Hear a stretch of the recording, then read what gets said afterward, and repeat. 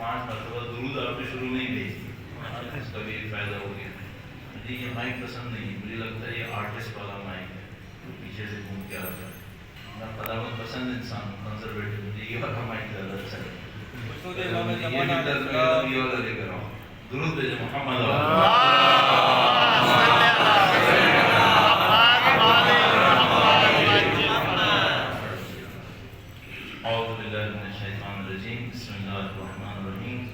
الحمد للہ رب العالمین والصلاة والسلام علی سید الانبیاء والمرسلین حبیب الہ العالمین ابی القاسم محمد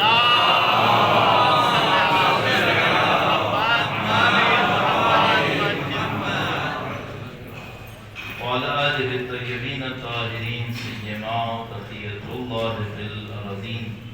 قال اللہ تعالی فی کتابہ الکریم بسم اللہ الرحمن الرحیم وَنُرِيدُ أَن نَّمُنَّ عَلَى الَّذِينَ اسْتُضْعِفُوا فِي الْأَرْضِ وَنَجْعَلَهُمْ أَئِمَّةً وَنَجْعَلَهُمُ الْوَارِثِينَ. ایک بار پھر درود بھیجے گا محمد وعلیہ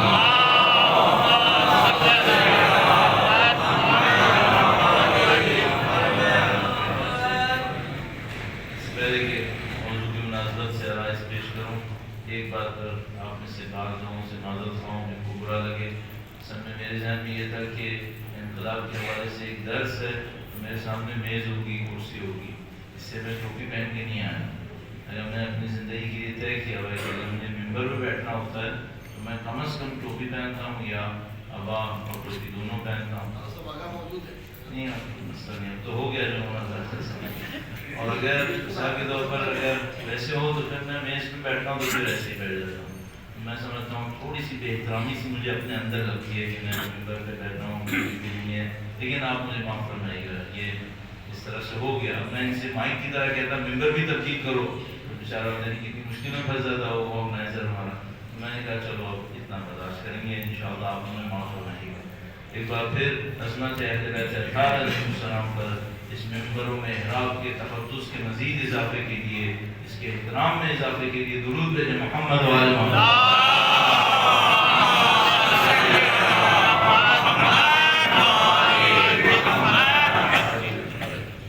موضوع بہت سادہ ہے اور انتہائی اہم. ہمارا موضوع یہ ہے کہ یہ جو 40-42 سال پہلے انقلاب رونما ہوا اور 42ویں سالگرہ، اس انقلاب نے دنیا میں کیا تبدیلیاں ایجاد کی، اس کے جو اثرات تھے دنیا کے اوپر، وہ اثرات کیا تھے، اور ہم اور آپ جب اس کو دیکھنے کی کوشش کریں تو ہم اسے کس انداز میں دیکھیں.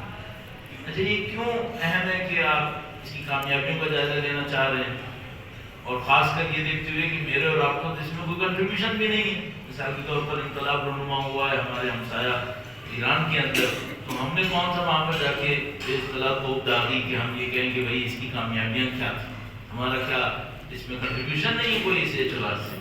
تو کنٹریبیوشن سے ہٹ کر سب سے پہلے مسئلہ جو ہے ہمارے سامنے یہ ہے کہ بعض اوقات ہمارے ہاتھ میں ایک لوہا ہوتا ہے، ہم اسے سونا سمجھ رہے ہوتے ہیں.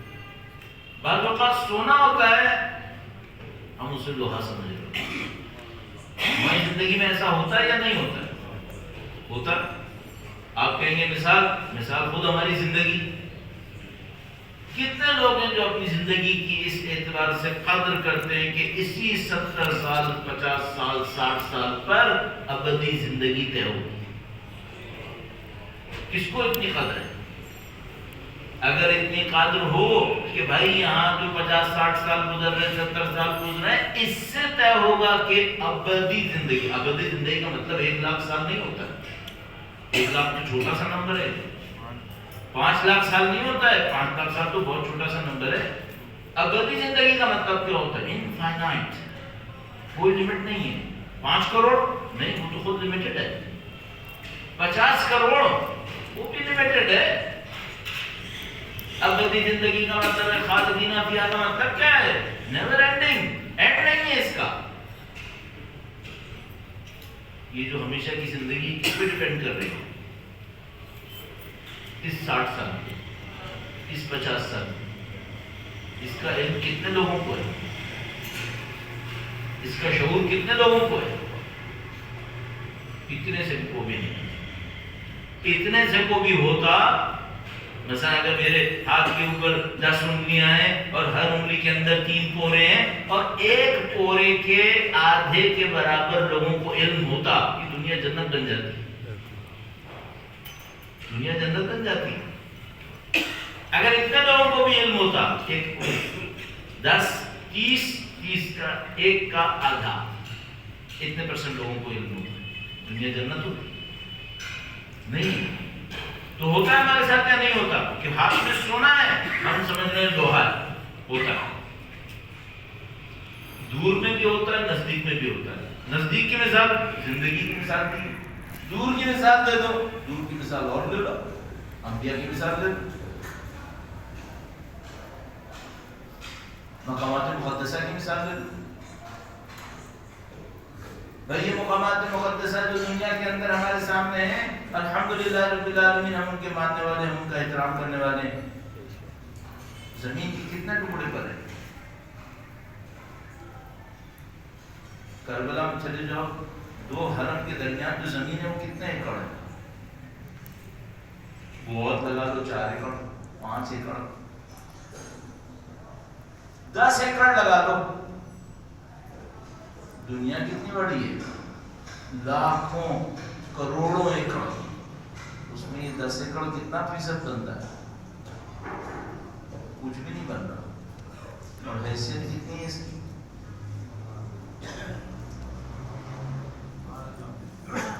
عرش خدا اس کی مٹی کے صدقے میں لرز جاتا ہے،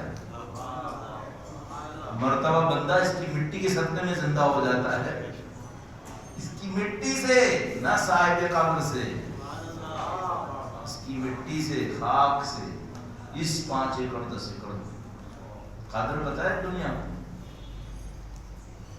نہیں؟ نبی اور اولاد نبی کی قدر کی تھی، دور میں نزدیک نہیں۔ یہ ہوتا ہے یا نہیں ہوتا؟ آپ کہیں ہوں گے بھائی پہلے نہیں ہوتا ہوگا، اب ہوتا ہے، اب انٹرنیٹ کا زمانہ ہے، انفارمیشن ایج ہے، کون سی بات ہے؟ یہاں تو ہمارے ملک میں تو خاص کر پہلے مرنا پڑتا ہے تاکہ پھر کوئی احترام کرے، زندہ کا آپ کا احترام کرتے ہیں، اب تو پہلے مارتے ہیں پھر احترام کرتے ہیں، مرنے سے پہلے تو احترام نہیں دیتے اب لوگ۔ تو پہلے ہوتا تھا یا ابھی بھی ہوتا ہے؟ ابھی بھی ہوتا ہے۔ اچھا یہ جو ہوتا ہے کہ کوئی چیز قابل احترام تھی، کسی نے احترام نہیں دیا، اس کا اثر ہوتا ہے یا نہیں ہوتا؟ خدا تعالیٰ قرآن کریم کی سورہ حجرات میں ارشاد فرماتا ہے، نبی کے دروازے پہ پیچھے کھڑے ہو کر الٹی سیدھی آوازوں میں مت چلایا کرو، تمہارے ساری زندگی کے اعمال ختم ہو جائیں گے، تم کو پتہ بھی نہیں چلے گا۔ ہوتا ہے یا نہیں ہوتا؟ ہوتا ہے۔ کیوں ہوتا ہے؟ کیوں نہیں احترام کیا؟ کیوں نہیں قدر کی؟ ان شکرتم لازیدنکم ولئن کفرتم ان عذابی لشدید۔ کس پر؟ اللہ کی نعمتوں پہ شکر نہیں کیا۔ اللہ کا منکر تھا جو شکر نہیں کر رہا تھا؟ نہیں، اللہ کا تو ماننے والا تھا، نعمت کا شکر نہیں کیا تھا۔ خدا کہتا ہے میرا عذاب شدید ہے، تم نے میری نعمت کا شکر کیوں نہیں کیا؟ اور یہ دنیا ایسی بنی ہوئی ہے، مقدسات کا عمل کرو اور اس کے بعد نتیجہ دیکھو۔ خدا مردار دھمکی دیتا ہے قرآن کریم میں، فرماتا ہے تم نے اگر اس ناخے کو ہاتھ لگایا 3 دن سے زیادہ نہیں بچو گے، 3 دن سے زیادہ نہیں بچو گے، غرق کر دوں گا سب۔ اے خدا ہے، تم دھمکی دے رہا ہے اشرف مخلوقات کو، اور کس کی خاطر دھمکی دے رہا ہے؟ اونٹنی کی خاطر۔ اونٹنی اشرف مخلوقات ہے۔ وہ کہتا ہے مجھے غرض نہیں وہ کون ہے، مجھے یہ پتا ہے میں نے بھیجی ہے، میں نے بھیجی۔ اب تم اشرف مخلوقات تھی یا کوئی بھی تھی، میری بھیجی ہوئی اونٹنی کو بھی اگر تم نے ہاتھ لگایا، تمہاری ساری مخلوقیت اور اشرفیت سب خاک میں ملا دوں گا، سب ختم کر دوں گا۔ احترام کرو۔ پتھروں کا احترام کروایا یا نہیں کروایا؟ ان الصفا والمروة من شعائر الله ومن يعظم شعائر الله فإنها من تقوى القلوب۔ صفا و مروہ میں کیا ہے بھائی؟ پتھر اور مٹی کے سوا کچھ اور ہے؟ خانہ کعبہ میں حجر اسود کے سامنے سب کچھ جھکا دیا، یہ میرا ہے، ختم، کہانی ختم۔ اگر کسی چیز کا انتصاب اللہ سے ہے اور کوئی اس کی بے احترامی کرتا ہے تو کیا ہوتا ہے؟ سمجھ لو گڈھا کھول دیا، اب مصیبت شروع ہو گئی۔ ایک دفعہ یہ پتہ چلتا ہے کہ انقلاب اللہ کی طرف سے تھا یا نہیں تھا، اللہ کی نعمت تھی یا نہیں تھی۔ اگر کہیں یہ پتہ چل گیا یہ خدا کی طرف سے تھا، خدا کی نعمت تھی، اور اگر کوئی آ گیا اس سے لڑنے بھڑنے کے لیے، ہو گیا، اس کا کام تھا، اس کو سزا اٹھانی پڑے گی۔ اس خاطر بہت اہم ہے، بہت اہم، ایک ایک چیز اہم ہے، ایک ایک چیز مقدسات میں سے یہ ممبر، آپ کے گھر کے پیچھے کوئی درخت ہوگا جو کٹا ہوگا تو یہ ممبر بن گیا، اب بن گیا، اب اس میں شباہت ہے، اب اس شباہت کے بعد اس کا احترام واجب ہو گیا، ایسی گلی کوئی حرکت نہیں ہو سکتی اس سے۔ تو عزیزان محترم، ممکن ہے کوئی کہ مولانا انقلاب دنیا میں پہلی دفعہ آیا، 250 سال پہلے مثلا تقریباً فرانس میں انقلاب آیا، پھر امریکہ میں مثلا انقلاب آیا، تبدیلی آئی، چین میں آیا، روس میں آیا، ایران میں بھی ایک انقلاب آ گیا، تو اس کے اوپر تو آپ نے کبھی نہیں کہا۔ ماہیت میں فرق ہوتا ہے، ایک کام انسان کرتا ہے نمائش کے لیے، ایک کام انسان کرتا ہے طاقت کے لیے۔ ایک دفعہ دوڑتا ہے میراتھن میں 40 کلومیٹر دوڑتا ہے، کسی کو انعام مل رہا نہیں، اللہ کی طرف سے کوئی انعام ملے گا؟ گولڈ میڈل شاید مل جائے، اللہ کی طرف سے کچھ نہیں ملنے کا۔ ایک ماں اگر دوڑی تھوڑی دیر کے لیے، ان الصفا والمروۃ من شعائر اللہ، بہت آتے ہیں اللہ کے لیے آئے، اس نیت سے آئے کہ خدا کے لیے کچھ کرنا ہے، خدا کے نظام ہدایت کے لیے کچھ کرنا ہے، اللہ کی حجت کے لیے کچھ کرنا ہے۔ اب خدا ان کا فرماتا ہے اب یہ مان میرا ہے، اب یہ کسی کا نہیں۔ حتیٰ خدا متعال کرنے والے کو بھی کہتا ہے کہ اب تیرا نہیں ہے، اب یہ میرا ہے۔ اور اس کام کے لیے بڑی بصیرت چاہیے، بڑی بصیرت چاہیے، وہ اس بات کو سمجھ لے کہ ہم سب عاریتاً ہیں، ہم مالک نہیں ہیں، کسی کی چیز کے مالک نہیں۔ اور اگر کوئی کام واقعاً خدا کے لیے ہو جائے، وہ خدا کا ہے، وہ خدا کا ہے، کسی کی دخالت نہیں ہو سکتی، ماننا پڑتی ہے۔ تو بھائی مثال کے طور پر آخری مثال دے رہا ہوں، ماں باپ کو میں نے سلیکٹ کیا تھا، میں نے انتخاب کیا تھا میرے ماں باپ کون ہوں؟ نہیں، ماں باپ کی ذمہ داری میرے اوپر ہے یا نہیں ہے؟ ہلا کے دکھاؤ گا، جنت جہنم بھی لرز جائے گی۔ کتنا بڑا پرہیزگار ہو، ولی اللہ ہو، اپنے والدین کی بے احترامی کرے گا، عرش و فرش خدا ہلا دے گا اگر ماں کی ساتھ بے احترامی کی۔ میں نے سلیکٹ کیا تھا بھائی، میں نے چوز کیا تھا، نہیں خدا نے کیا تھا، خدا کہتا تم نے کیا تھا نہیں کیا تھا، بھیجے ہوئے میرے ہیں، تم ان کے رحم کو پہچانو تو میرا رحم تم پہ نازل ہوگا۔ کیوں؟ دونوں مثال اللہ کے اسماء الحسنی میں سے صفت رحم کی ہے۔ خدا رحم ہے، رحیم ہے، اس کی رحمانیت رحمیت چاہیے۔ زمین پہ اس کی مثال کیا ہے؟ زمین پہ اس کی مثال ماں باپ ہے، رب ارحمہما کما ربیانی صغیرا۔ اگر کسی نے ماں باپ کا خیال نہیں رکھا تو اس کا مطلب کیا ہے؟ اس کا مطلب ہے اس نے خدا کی صفت رحمانیت رحیمیت سے نعوذ باللہ تعالی گویا برات کا اظہار کر دیا۔ اب مجھے نہیں چاہیے کہ خدا فرماتا ہے کہ تجھے میری رحمانیت رحیمیت کی ضرورت ہی نہیں، میری مظہر رحمانیت اور رحیمیت کو تم نے جھٹلایا ہے۔ اس خاطر بھی امپورٹنٹ ہے ہم خدا کی کسی نعمت کا انکار نہ کر بیٹھے، ہم خدا کی کسی نعمت کو جھٹلا نہ بیٹھے، ہم خدا کی کسی نعمت سے غفلت نہ کر بیٹھے۔ کیوں؟ سب کا اس کے مراتب کے حساب سے اثر ہوگا ہم پر، اور بہت برا اثر ہوگا۔ تو اس خاطر میں اس کی چند پوائنٹ آپ کی خدمت میں عرض کروں گا۔ بس پہلی بات تو بہت واضح ہو گئی مجھے کہ بھئی کام اگر خدا کے لیے تھا تو پھر معاملہ کچھ اور ہو جاتا ہے. پھر معاملہ صرف حکومت کی تبدیلی نہیں ہے. اب آتے ہیں مثلا امام خمینی کے ایک جملے کے اوپر، بہت سادہ سا ایک جملہ انہوں نے ارشاد فرمایا بالکل اوائل کے اندر، بہت جملہ امپورٹنٹ ہے. اور اس سے پہلے میں تھوڑا سا مقدمہ ان کی شخصیت کے حوالے سے اور بلکہ مجموعی طور پر علماء کے حوالے سے عرض کروں گا. درود بھیجے گا محمد و آل محمد.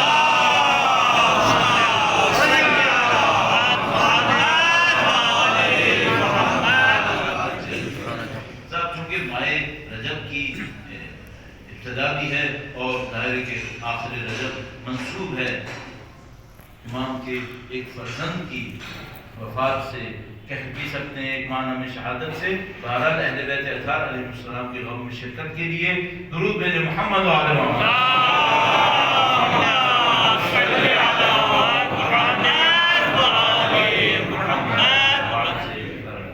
ایک سادہ سی بات سے شروع کرتا ہوں. آپ کہیں گے اتنا وقت گزر گیا پھر شروع کر رہا ہے یہ، تو بھائی کیا کروں، تھوڑی سی بات کرنی پڑ رہی ہے. اگر نبی کہتے ہیں شب اول رجب اہم ہے،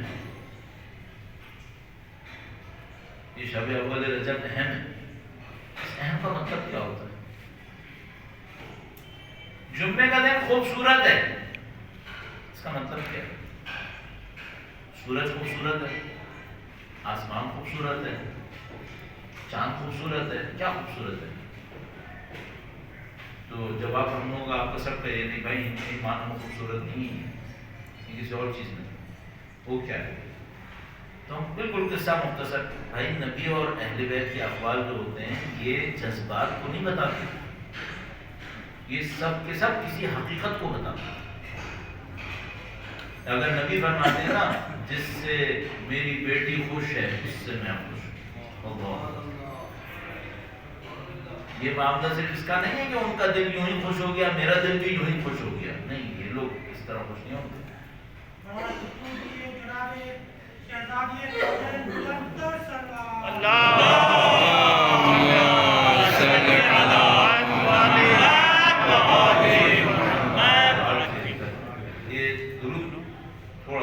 ہلکا رہا. بیوی کی شایہ نشان ان کی عظمت کا اعتراف کرتے ہوئے ان کی ذات کے احترام میں ان کی شفاعت کے حصول کے لیے مرحومین ان کی شفاعت حاصل کر پائیں. درود بھیجیں محمد و آل محمد پر.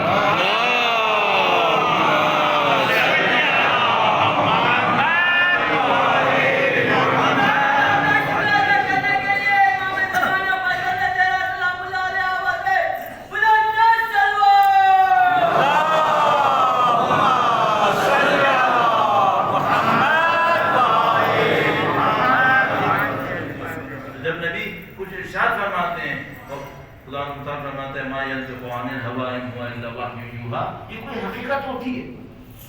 ماہ رجب کی اول ماہ رجب، شب اول ماہ رجب اہم ہے. اس کا مطلب کیا ہے؟ یہاں پہ کوئی نورانیت ہے، یہاں پہ کوئی معنویت ہے. معاملہ سورج چاند ستارے تاریکی روشنائی کا نہیں ہے، سورج کے ڈوبنے نکلنے کا معاملہ نہیں ہے، یہاں معاملہ کوئی اور چیز ہے. اچھا یہ تو خدا کا ہو گیا، اللہ کے نبی ایسے بات کرتے ہیں. یہ جو ہمارے تجربے کار علماء ہیں، عرفاء ہیں، یہ لوگ جذباتی باتیں کرتے ہیں، خدا ان کا قبول نہیں کرتا، ایسی ادھر ادھر کی باتیں قبول نہیں کرتا خدا. حضرت نوح علیہ السلام نے صرف اتنا کہہ دیا تھا خدایا یہ بھی تو میرا عہد ہے. خدا نے کہا کہ اے نوح، سخت جملہ استعمال کیا خدا نے کیا یہ نہیں عمل غیر صالح ہے، یہ آپ کے اہل میں سے نہیں ہے. اور میں وہ جملہ بھی قرآن کے لکھا تو میں جہالت نہیں آنی چاہیے، جہالت نہیں آنی چاہیے. ایک ایک بات پہ گرفت ہے، ایک ایک بات پہ گرفت ہے. آپ اور میں جتنا اس بات پہ توجہ دینا شروع کر دیں کہ خدا کے نظام میں عمل صرف ہاتھ سے نہیں ہے، خدا کے نظام میں عمل دیکھا، سنا، سوچا، یہ بھی عمل ہے. ایک ایک بات کا حساب ہے، ایک ایک بات کا. ایک آدمی نے کسی سے پوچھا کہ مثلا میری بیٹی کے لیے فلاں آدمی کا رشتہ، فلاں آدمی کے بیٹے کا رشتہ آیا ہے. کسی نے کسی سے پوچھا کہ بھائی میری بیٹی کے لیے رشتہ آیا ہے فلاں آدمی کے بیٹے کا، وہ کیسا ہے؟ جب وہ جس بندے سے پوچھا وہ چاہتا تھا کہ اس لڑکے سے اس کی بیٹی کی شادی ہو. اب پوچھنے والے نے پوچھا بھی اس سے جو خود بیچارہ اس انتظار میں تھا کہ اس لڑکے سے میری لڑکی کی شادی ہو. اب اس نے سوچا کہ اگر میں کہتا ہوں لڑکا اچھا ہے تو معاملہ میرے ہاتھ سے گیا. اس نے ایک ترکیب کی, کیا جھوٹ بھی نہیں بولوں گا, کل کوئی پوچھے تو پھنسوں گا بھی نہیں, کہنا تھا نہیں مانوں, اور دوریا کیا کہ بھائی ساری چیزیں مجھے تھوڑی معلوم ہے, کہنا تھا نہیں مانوں. وہ جو لڑکی کا باپ تھا وہ ڈر گیا, کہنے لگا بھائی یہ اس لڑکے کو جانتا ہے, اس کے باپ کو جانتا ہے, یہ کہہ رہا نہیں معلوم, اس کا مطلب ہے معاملہ خراب ہے. اس نے کہا کہ بھائی اب کچھ اور سوچنا پڑے گا. یا مثلا ابھی میرے ذہن میں اس طرح اگر واقع یہ لڑکے کا باپ تھا اور کوئی اور لڑکی تھی, اس طرح کا کوئی معاملہ, اس نے کہا نہیں معلوم, اس نے کہا میں نہیں کر رہا ہوں, میں سوچتا ہوں. 2-3 سال دوسری والی پارٹی انتظار میں رہی کہ یہ کہہ رہا تھا کہ میں کروں گا, کیا تو نہیں. 2-3 سال تک وہ بیٹھا رہا دوسری والی پارٹی. اس دوران میں اس کا انتقال ہو گیا, یہ بندہ مر گیا. تو کسی نے اس کو خواب میں دیکھا, وہ بھی ایک لمبی کہانی ہے, کیوں دیکھا مستند بھی ہے. اس سے پوچھا تو دیکھا آگ میں جل رہا ہے پوری طرح سے. تو اس سے پوچھا بھائی یہ کیا آگ میں جل رہا؟ کہنے لگا ہاں. کس بات پہ؟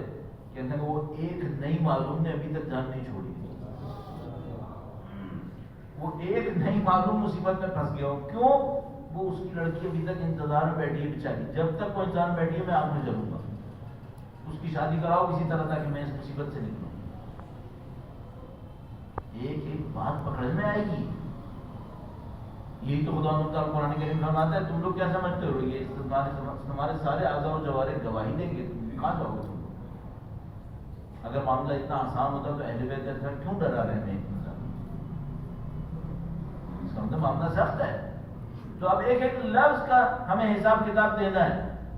مرجع تقلید کو نہیں پتا کہ حساب دینا ہے, امام خمینی کو نہیں پتا ہے. انہوں نے جملہ کہا اس انقلاب کے لیے, کہا یہ انقلاب نور کا, اب فارسی میں تو انقلاب تشبیہ کے لیے استعمال کرتے ہیں انفجار. انفجار ہمارے یہاں ایکسپلوژن کو کہتے ہیں, دھماکہ, لیکن ہمارے یہاں دھماکہ نیگیٹو ہوتا ہے. تو مثال کے طور پر میں نور کا کیا کہوں؟ نور کا ایک بے پناہ طاقتور اسٹور جہاں سے نور ہی نور نکل رہا ہے. ورنہ انقلاب کی ہے, اس میں صرف نور نکل رہا ہے. انفجار یا نور, نور کا ایسا ایک ذخیرہ ہے یہاں پر, پوری دنیا کو نور دے رہا ہے. بھائی مرجع تقلید کو نہیں پتا کہ نور کا مطلب کیا ہوتا ہے, ایسے ہی کہہ دیا نور نہ ہو سکتا تھا.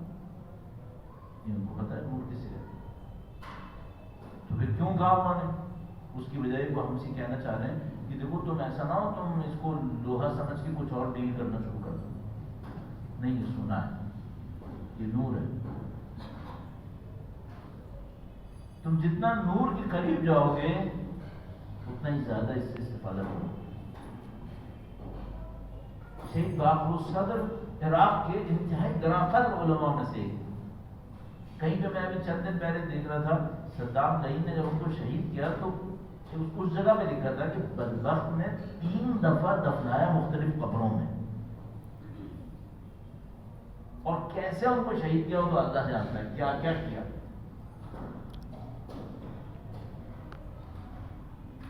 شہید صاحب نے ایک جملہ کہا تھا امام خمینی کے لیے, کہا تھا ذوبوا فی الخمینی کما ذاب ہوا فی الاسلام. تم خمینی میں ایسے پگھل جاؤ جیسے وہ اسلام میں پگھل گئے. واہ ماشاءاللہ ماشاءاللہ. پگھل گئے اسلام, اپنے آپ کو بھلا دیا. جیسے آپ ایک برف کا ٹکڑا لیتے ہیں, اس کو پانی میں ڈالتے ہیں تو برف پانی میں پگھل جاتا ہے, پھر برف نظر آتا ہے نہیں, پانی رہ جاتا ہے. کہا خمینی پگھل گئے اسلام کے اندر, اب صرف اسلام نظر آتا ہے, خمینی کی ذات ختم ہو گئی. تم بھی ایسی خمینی کے اندر پگھل جاؤ. ہمیں اس کو کسی اور انداز میں دیکھنا پڑے گا. ہم طاقتوں کے توازن میں دیکھ رہے ہیں, اس سے طاقت کس کی بڑی کس کی گھٹی, فلاں رسم بڑی فلاں یہ چیز ہوئی. نہیں بھائی, یہ معاملہ اس سے بڑھ کر ہے. اچھا, اس سے بڑھ کے معاملہ کیوں ہے؟ پاکیزہ لوگوں نے پاکیزہ خون بہایا ہے. خدا تو ایک اگر جانور خدا کی راہ میں قربان ہو جائے اس کا تقدس کا احترام کرتا ہے. میں نے ابھی عرض کیا سب پتھروں اور مٹی کا احترام کرتا ہے. وَالْبُدُونَ مِنْ شَعَائِرِ اللَّهِ، وہ اونٹنی جس کے اوپر ابھی قربان نہیں ہوئی ہے، نشانی لگی ہے کہ یہ قربان ہوگی خانے کعبہ پر. فرمایا یہ بھی من شعائر اللہ، ابھی قربان ہوئی ہے نہیں، نشان لگا ہے سب. اور اگر کوئی انسان اپنا پاکیزہ خون دے دے، اور اس پر کتنا خون بہا ہے. اب میں آؤں اٹھوں کھڑا ہوں اور انقلاب کے لیے کچھ 4 جملے منفی عرض کر دوں. وہ کل پتہ چلا میں میدان برزخ میں کھڑا ہوں گا حق الناس کی وادی میں، اور 40-50 ہزار شہداء میرے سامنے کھڑے ہوں گے، کہیں گے اس کے لیے ہم نے جان دی تھی، تم نے کیسے کہا دی. میں کیا جواب دوں گا؟ 40-50 ہزار گردن کٹے ہوئے میرے سامنے کھڑے ہوں گے حق الناس کی وادی میں، کہیں گے بتائیے ہمارے خون تک تو نے کیا کیا، کیسے پامال کیا، کیا جواب دوں گا؟ کامیابیاں کیا ہیں؟ سب سے بڑی کامیابی اگر ہم سے کوئی کہے کہ بھئی آپ ہم کمنٹ کریں، ہم ایک تو ہم میں طاقت نہیں ہے کہ ہم اس کی کامیابی کو گنوا سکیں، اتنا بڑا پروسیجر ہے. 42 سال کے اوپر محیط ہے، کوئی ایک جگہ اثر ہوا؟ جو دنیا میں ٹریولنگ کرنے والے ہیں، دنیا کی خبر رکھنے والے ہیں، ان سے پوچھو تو کوئی 40-42 سال کے اندر اس کے نتیجے میں ہوا کیا ہے؟ چپے چپے کے اوپر اثر پڑا، چپے چپے کے اوپر. میں پولیٹیکل سائنسز کا اسٹوڈنٹ ہوں. اگر صرف اس بات کو پوچھو سیاست کے میدان میں کیا ہوا، کوئی دنیا تبدیل ہو گئی. اس سے پہلے کیا تھا، اس کے بعد کیا تھا؟ اس سے پہلے کا ظاہر ہے میں اور آپ چھوٹی سی عمر کے اندر تھے. میں اس وقت 10-12 سال کا تھا جب یہ انقلاب رونما ہوا، تو ہمیں کیا یاد، لیکن کم سے کم کتابوں میں تو پڑھ سکتے ہیں. ایک امریکہ تھا، ایک روس، پتا ساری دنیا کو انہوں نے گٹھ جوڑ کر کے بانٹا ہوا تھا.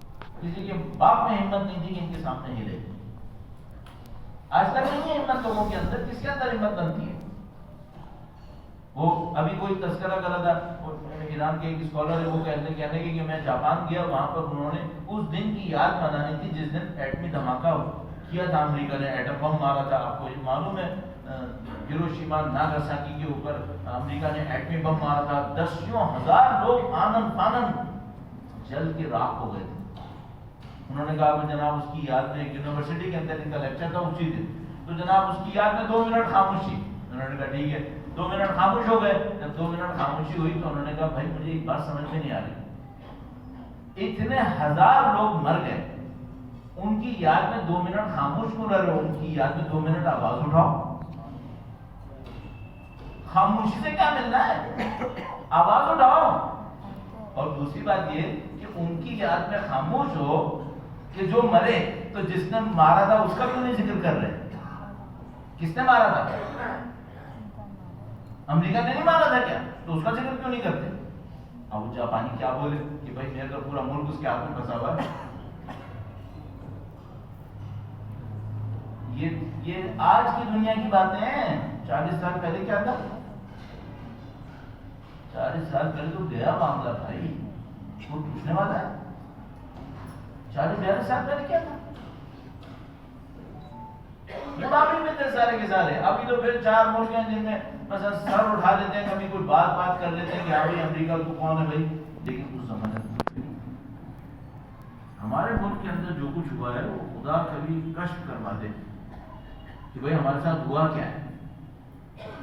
چھوٹی سی ایک بات پوچھتا ہوں، یہ جو گوادر پورٹ بنی ہے، یہ ابھی بنی ہے مشرف کے ٹائم کے اندر.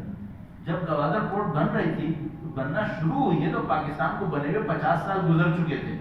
50 سال میں گوادر کا خیال کسی کو کیوں نہیں آیا تھا؟ اتنی اسٹریٹجک ہے، چائنا کی ساری ایکسپورٹ یہاں سے ہو جائے گی اور سینٹرل ایشیا یہ کر دے گا وہ کر دے گا. تو عقل مندو، یہ چائنا کا آج ملک ایجاد ہوا 50 سال کی بات. 1948 میں وہاں پہ انقلاب آ گیا تھا. تم کہاں تھے؟ تم نے گوادر پہلے کیوں نہیں بنائی تھی؟ اس لیے نہیں بنائی تھی، وہاں پہ امریکن میزائل لگے ہوئے تھے. کسی کے باپ میں دم نہیں تھا، وہاں پہ جا کے گزرے. روڈ نہیں بنی تھی، کوسٹل لائن میں مشرف کی بات بنی ہے 50 سال کی بات. کیوں 50 سال کی بات بنی؟ 50 سال پہلے کیوں نہیں بن گئی تھی؟ ساری کولڈ وار میں یہاں میزائل رکھے ہوئے تھے اس خاطر. اور یہ جو اربوں سینکڑوں ارب ڈالر کا ہمیں نقصان ہوا اس سال میں، اس کا کیا ہوگا؟ وہ 2 ارب دے کر آپ کو کہیں گے لو بیٹا ہم نے تمہیں بھیک دے دی، ہم خوش. اور ایک دوسرے کو بتائیں گے دیکھو سب سے زیادہ جو ہمیں ہیلپ ہوتی ہے نا وہ امریکہ سے ہی آتی ہے. روٹے بسوٹے کو کون حساب کرے گا بھائی؟ اس انقلاب نے جو کم سے کم کام کیا وہ سیاست کے میدان میں تھا. کم سے کم زیادہ کام جو کیا وہ میں عرض کرتا ہوں، کم سے کم کام کیا سیاست کے میدان میں تھا. کیا کیا سیاست کے میدان میں؟ لوگوں کو یہ ہمت دی کہ اپنے فیصلے خود کرو، غلامیوں سے نہیں، عزت دلاؤ. اچھا آپ کہیں گے مولانا یہ تو آپ نے بڑا ایک جذباتی جملہ کہہ دیا کہ بھائی لوگ اپنے فیصلے خود کریں. اسلام میں اس کی کیا ویلیو ہے؟ جا کے اسلام میں دیکھو عزت کی کیا ویلیو ہے.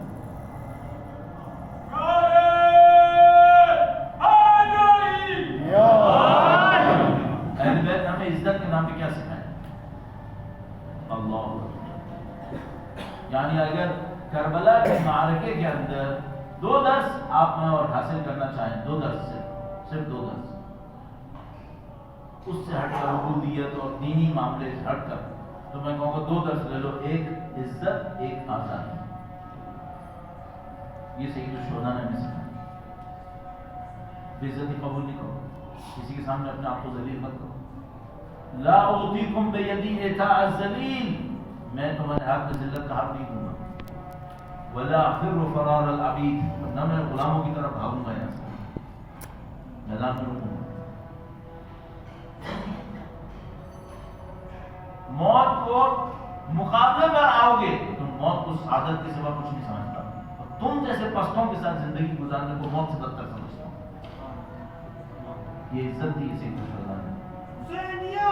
زندہ باد، زندہ باد، مردہ باد، مردہ باد. اس پہ سید الشہداء نے فرمایا اللہم صلی علی محمد وآل محمد.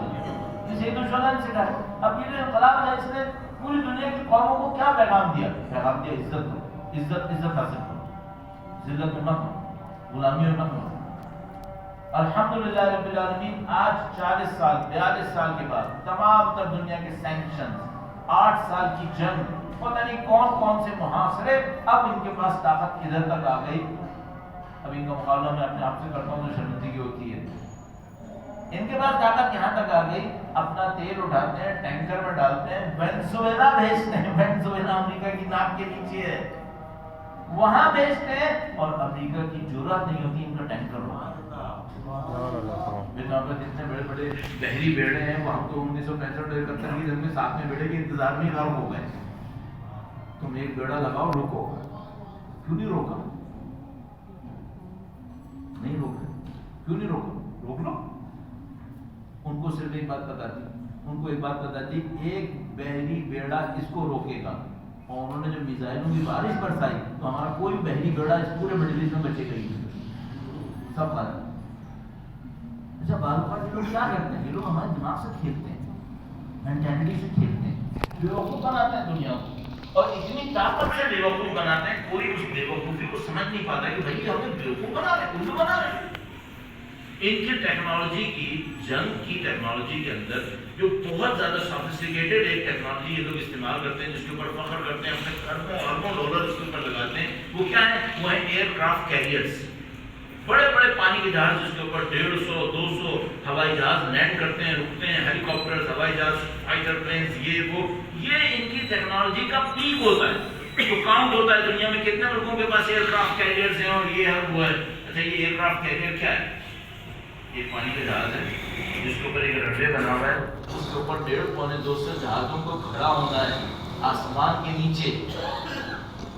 یہ طاقت ہے یا کمزوری ہے؟ کیوں؟ یہ جو تم نے چلتا کرتا اپنے لیے تابوت کھڑا کیا ہوا ہے. تاریخ میں پتہ نہیں کتنی دفعہ ہوا ہے ان ایئر کرافٹ کیریئرز کے اوپر آگ لگی ہے، 100-150 سپاہی تو یوں ہی مر گئے، 10 جہاز یوں ہی غائب ہو گئے. دشمن نے حملہ کیا تھا؟ نہیں، دشمن نے حملہ نہیں کیا تھا، اتفاق سے آگ لگ گئی.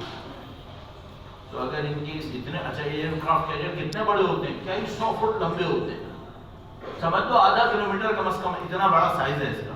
اچھا اس کے اوپر کوئی میزائل گرانا مشکل کام ہے؟ ایک میزائل گرا لو پھر کیا ہوگا؟ کہانی ختم، باقی تو خود ہی مارے گا وہ. یہ طاقت کی نشانی ہے.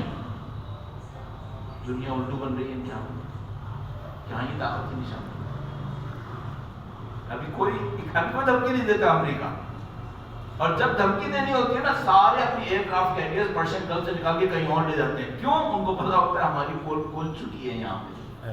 ان لوگوں نے میزائل مارنے، 2 میزائل مارنے، ہمارا $4 ارب کا ایئر کرافٹ کیریئر پانی کے نیچے ہوگا 3,500 فوجیوں کو لے کے، وہیں تو ناک کٹ جائے گی. کیوں نہیں میزائل مارتے ایران کے اوپر؟ تو شہید نمر نے بڑا خوبصورت ایک جملہ کہا تھا. انہوں نے کہا کہ یہ سعودی حکمران کہہ رہے ہیں یہ ایران جو ہے یہ اژدہے کا سر ہے. تو شہید نمر نے کہا کہ اگر یہ اژدہے کا سر ہے جاؤ کو چل دو، جا کے جاؤ طاقت دکھاؤ، کچھ لو. کہنے سے کیا ہوتا ہے؟ جاؤ مار کے دکھاؤ نا. تو ابھی پورا ایران یہ کہتا ہے امریکہ کو کہ ہاں بھائی ہم تمہارے دشمن ہیں، تم مارنے آئے ہو، مارو. مارتے کیوں نہیں؟ 42 سال میں کیوں نہیں مارا؟ اس کو عزت کہتے ہیں، اس کو کہتے ہیں وقار، اس کو کہتے ہیں آزادی، اپنا حق لینا ہے. عجیب ہے، واقعا بہت عجیب ہے. تاریخ کامل ابن اسیر کے اندر ایک روایت ہے، بڑی عجیب روایت ہے. اللہ کے نبی تشریف فرمائیں، درود بھیجے گا محمد وعلیہ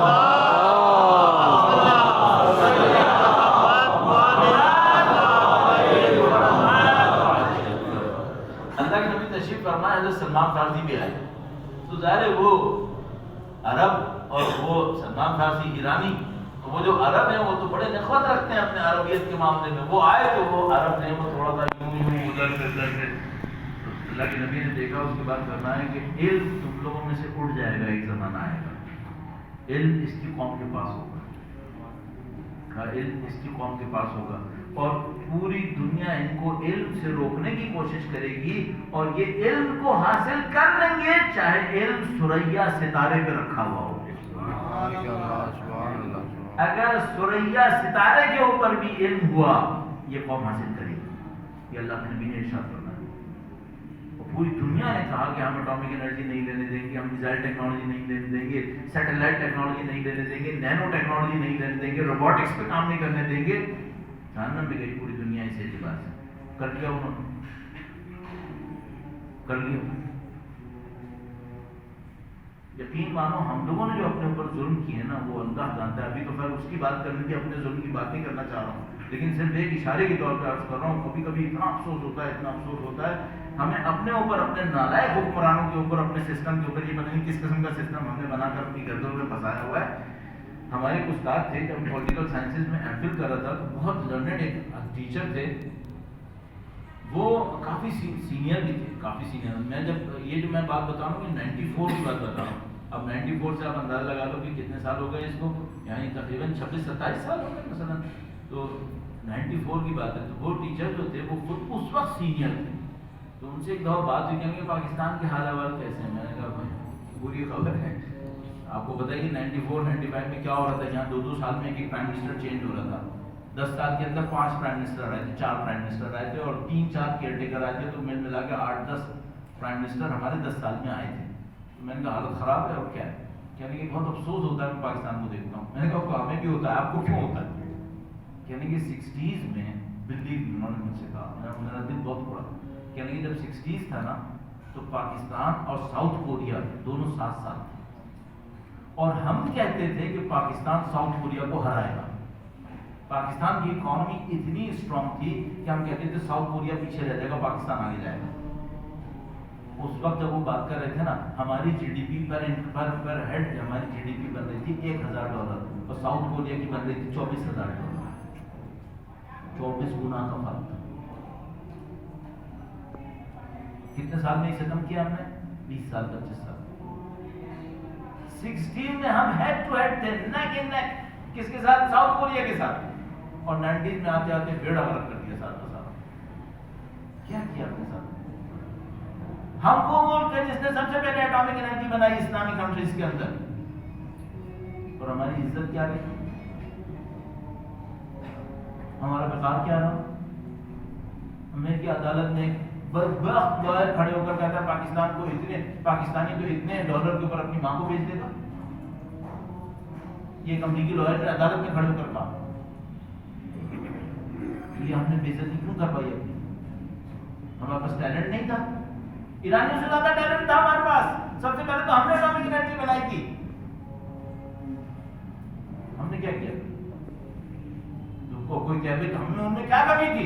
ایک جملے میں ہم میں اور ان میں کمی تھی حسینیت کی، ان میں حسینیت تھی، ہم میں وہ نہیں تھی۔